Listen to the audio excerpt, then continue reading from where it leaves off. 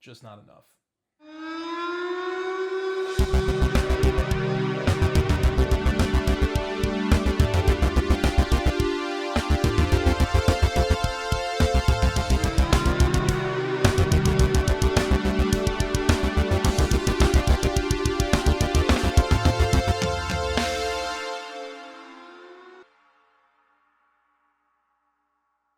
Welcome to the PesterLine podcast. I'm Mike, sans Alex and Sean tonight, as I'm doing a recap of the Colorado Eagles' loss in Game 7 to the Chicago Wolves 4-3.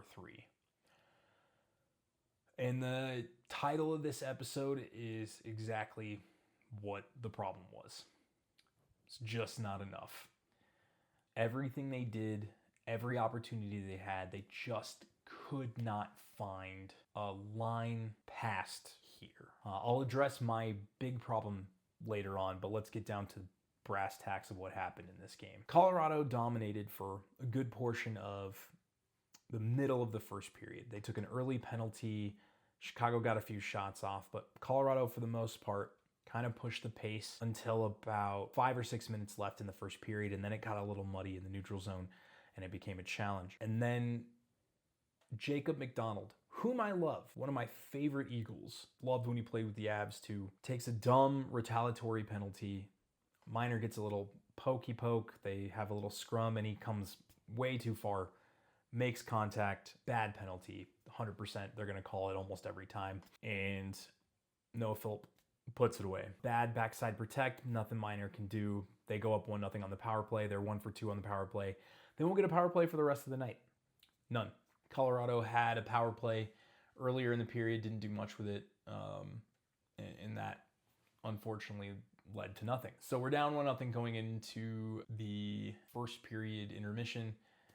15-11, a lot of shots, a lot of high octane action. 3 penalties will do that for you, but still not much showing other than a 1 goal on a power play. Chicago comes out on the jump in the second period, gets an early goal 1 minute in.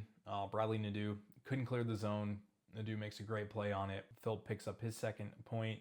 Vilimaki, who assisted on the power play goal, picks up his second point. And it's 2-0. And the air kind of coming out of Blue Arena. It's tough. It's not a great place to be right then. 40 seconds later, though, Barry Boulay finds TJ Hughes. Perfect lay pass. Wyatt Amott puts it past Mivtahov. 2-1. Place gets a little energy. They're looking like they're coming back. All right, great. Perfect. Opportunistic chance for Colorado to get back in this game. You erase that 1 goal you lost. 40 seconds. Dominate the period. 12-9 shots. Really kind of mucked it up. Didn't really give Chicago too many opportunities. Didn't really get a chance for Chicago to really do much of anything. And you're still down by a goal, but momentum is on your side. 14 seconds into the third period, Josh Poulin from Ivan. Beautiful stretch pass. Found him in a great spot. Beautiful finish. And Poulin makes it 2-2. And the house is back alive again. It's a crazy, crazy Monday night. And everybody's excited. It's a loud arena. A beautiful opportunity for Northern Colorado to get behind their team. 2.5 minutes later, bad turnover in the zone. Barons gets tied up. It looked like it was one of those situations where he got kind of locked in the corner. Could have been a hold. Good no call in my opinion. Tough situation. Didn't fight through it enough. Puck trickles to Ryan Suzuki. Suzuki beats 2 defenders. Goal scores goal. 100%. Miner may want that one back, but absolutely beautiful shot from Ryan Suzuki. 3-2. And the air kind of falls back out again, and it becomes a tough situation. In this stretch of time, Mivtahov is just stoning the Eagles. He's playing an amazing game. He's shutting down. I also want to mention that the last 2 games of this series, Game 5 and Game 6, Chicago took a 2-0 lead in Game 5, lost 3-2. Colorado took a 2-0 lead in, they lost 7-2. They got absolutely blown out. Game 6, Colorado goes up 2-0. Chicago comes back and wins it 3-2. So worst lead in hockey, 2-goal lead, but now it's 3-2. At 11:50 in the third period, there's a beautiful alley-oop pass to Barry Boulay. Barry Boulay is one-on-one with Mivtahov, and Mivtahov makes a massive save. In that stretch, 30 to 40 second window of Colorado just kind of peppering the net. Miftahov's stick is in the corner. Everything's looking like it's going wrong for Chicago, but they're getting blocks, they're getting saves, they're getting stops, they're getting opportunities, they're making plays, they're preventing things. And then at 9:14 left in the game, Miner makes a massive save and really sorts of sets it back. But a few minutes later, Chicago gets back in the zone. Miner has one go off the post. He gets spun around. It's going off his back. He's looking the wrong way. Puck is kind of just getting slapped around. Gets trapped behind the net. Cycles back out from Fensore to Rabikin, and Rabikin scores. And it's partly because Miner is disheveled and kind of lost from the scramble that just happened. And it's 4-2 now. And, you know, the air is really sucked out of that arena at that point. They get a late goal from Jason Megna, the captain, in the fishbowl at 18:50. There's a minute 10 left. You're only down 1. Opportunities abound. They make a stop on your side with the goalie out, preventing an opportunity. You could lead to another rush, a few missed passes here and there, and offside at 6 seconds. And that's that. Chicago wins the series by the same score, 4-3. And it's tough, you know, you fought so hard to get back into this one, but just not enough. And a few things stand out from this one for me specifically. What has come to my attention through this is that there are things within this organization that are systemic or potentially systemic, and we'll find out. The problem being you go 0-for-2 on the power play. You don't really generate anything from the power play. A couple shots, if any, in the first one, 3 shots in the second one, all pretty low danger, not real big opportunities, but you know, you don't really take the opportunity to put the puck on the net. And then you pull Miner and win the offensive zone faceoff, which the Avalanche do all the time. You change the jerseys from the Eagles to the Avalanche, and I wouldn't have known the difference tonight. And that's not good. Ashawn to Hughes, back to Ashawn, to Hughes, to Nielsen, back to Hughes, back to Ashawn across to Barry Boulet at the top, back across to Ashawn. Like, it's great that you were looking for the perfect pass, but you're down by 2 with 4.5 minutes, 3.5 minutes to go. Shoot the damn puck. It's frustrating because it could have been Makar to McKinnon, to Makar, to Natchez, to Taves, to Makar, to Natchez, to Nelson. It would have been the exact same sequence. So it tells me that it's not just the Avalanche. It could potentially be the organization. Now, I understand coaching staffs are completely different. Mark Letestu is not Jared Bednar. You are not looking at the same set of coaches. So it could just be something they see, something that they have trained in, because we're looking at our AHL organization as an opportunity to really feed into our pros, and a good chance to do that is by kind of playing similar or the same system. That being said, it's not all disappointing.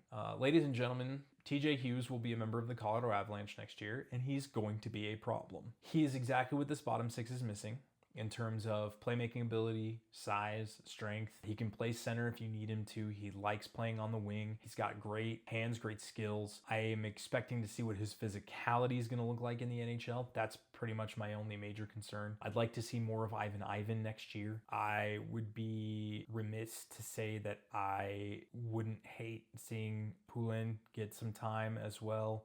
I don't think we'll see Ashawn and Amott unless something seriously bad happens or we cannot find any defensive depth in free agency.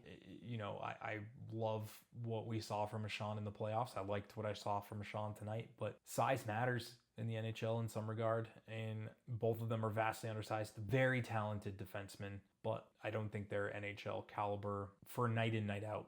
Spot duty, possibly. Other guys that could potentially have some time with the Colorado Avalanche next year, I wouldn't be surprised if Taylor Makar doesn't get a little run. I wouldn't be surprised if Chase Bradley gets a little run next year. The kid's been fun to watch. I think he's only 25, so an opportunity could be there.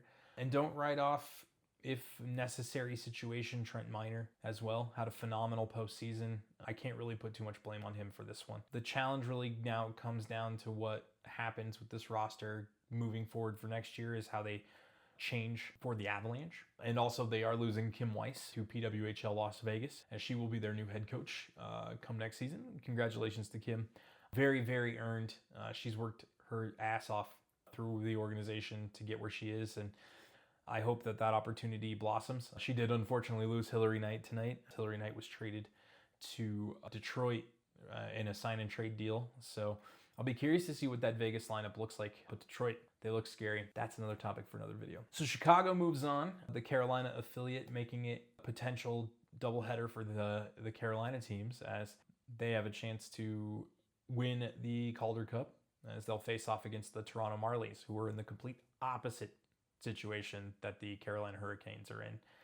So that should be a fun series to watch, and we'll see what happens from there. But my final takeaways from tonight: this team is great. They have a lot of good pieces. I'll be very curious to see what the Eagles look like next year with the players potentially moving to the Avalanche and situational changes with the coaching staff. Also with Sakic now being in control instead of McFarland, which players make their moves from the A to the NHL during the season, depending on the situation as it stands. Are we going to see a little bit more of some scrambling early in the year to see what the depth situation looks like? Do we stop blaming Bardakov for everything? The frustrating part is, even with a conference final run, which is the farthest run the Colorado Eagles have ever made, there are still more questions than answers at this point with the Colorado Hockey Organization. We at least have DU. Congrats to the Pios. But congrats to Chicago as well. Well-earned victory. They've been underdogs this whole postseason. A lot of people are surprised they're here, but they're a solid organization. They've done a lot, and I'll be very surprised if they don't beat the Marlies, in my opinion. I don't know much about Toronto.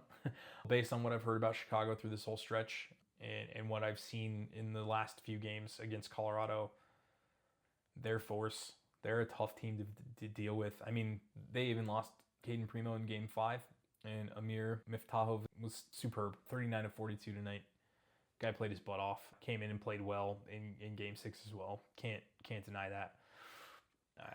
I got nothing else to say about this. I'll be back tomorrow night with the Knights Hurricanes Game 4 post-game reaction. These are fresh off of just watching the game, so hopefully you enjoyed this one. If you did, do me a favor. Like, comment, subscribe, and tell your friends, tell your enemies, tell your loved ones, tell your exes. Most of all, just enjoy it. We love having you here. Leave us a comment what you guys think about the future of the Colorado Eagles, and also what your favorite game time snack is. Like, what do you have to eat when you're watching hockey? So for Alex, for Sean, I'm Mike, and as always, okay, love you, bye.